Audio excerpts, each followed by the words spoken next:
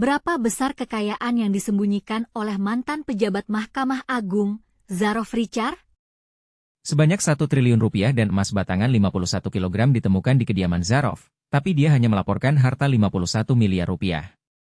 Apa yang terjadi di balik pengurusan vonis bebas Gregorius Ronald Tanur oleh Hakim Pengadilan Negeri Surabaya?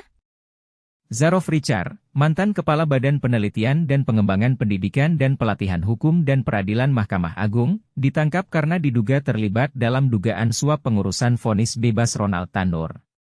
Penyidikan menemukan uang sebanyak 920 miliar rupiah dan emas batangan seberat 51 kilogram di kediaman Zarof di kawasan Senayan, Jakarta.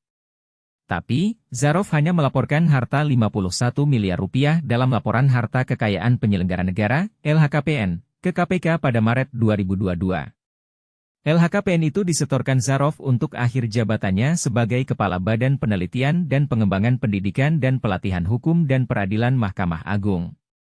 Dalam laporannya, Zarof mengaku memiliki 13 bidang tanah dan bangunan dengan total nilai 45,5 miliar rupiah. Sebanyak 11 dari 13 aset tanah dan bangunannya merupakan warisan, sementara 2 lainnya merupakan hasil sendiri. Dia juga melaporkan dirinya memiliki 3 mobil senilai 740 juta rupiah dan harta bergerak lainnya senilai 680 juta rupiah.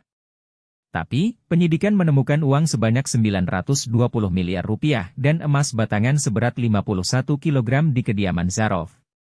Uang tersebut ditemukan di dalam berangkas di ruang kerjanya. Direktur Penyidikan Jaksa Agung Muda Tindak Pidana Khusus, Abdul Kohar, mengaku penyidik juga kaget saat menemukan barang bukti tersebut. Dugaan suap terhadap Zarof terkait dengan pengurusan vonis bebas Ronald Tanur. Zarof diduga menyuap 3 hakim Pengadilan Negeri Surabaya yang memberikan vonis bebas kepada Ronald Tanur.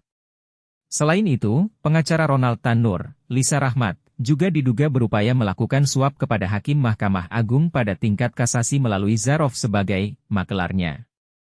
Zarof ditangkap dan langsung dibawa ke Kejaksaan Tinggi Bali untuk diperiksa penyidik.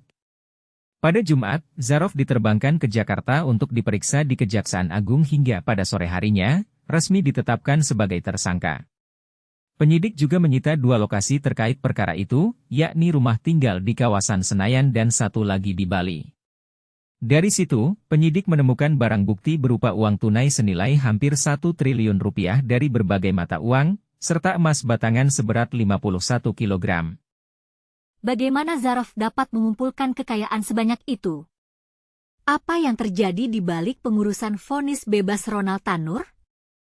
Kita tunggu pengembangan kasus ini lebih lanjut.